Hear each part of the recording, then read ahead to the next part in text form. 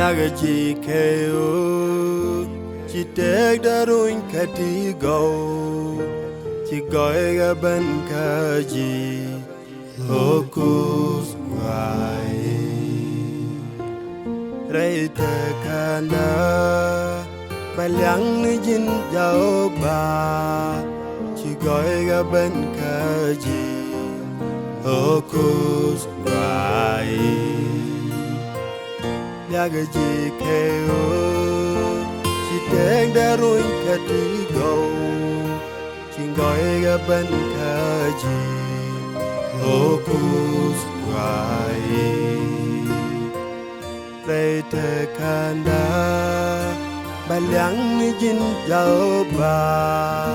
chi goy ga ban ka ji hokus wai rei nin ni ka bilam da kiat katalahan rei pus ni ka tin cha nen igwa rei randa kun nyal wai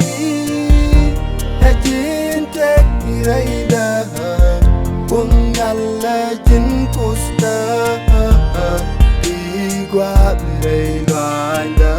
kun nyal la jin dung da hokus wai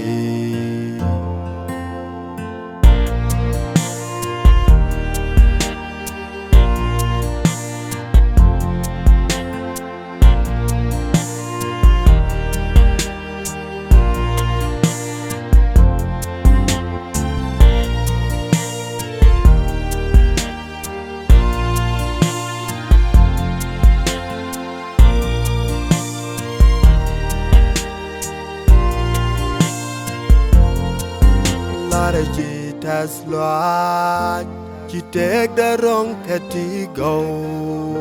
chi poin dam bat wi mon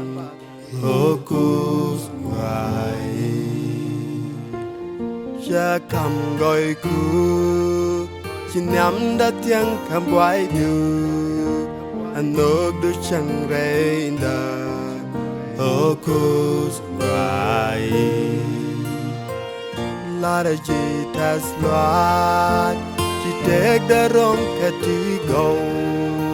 chi poin dam bat wi mon hokus wai cha kam goi ku chi nam da tiang kam wai du anok du chang rei da hokus wai rei nin ni ka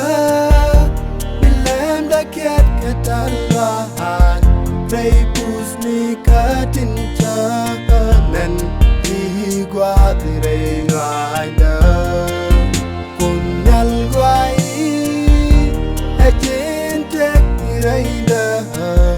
kun nyal la jin kus da igwa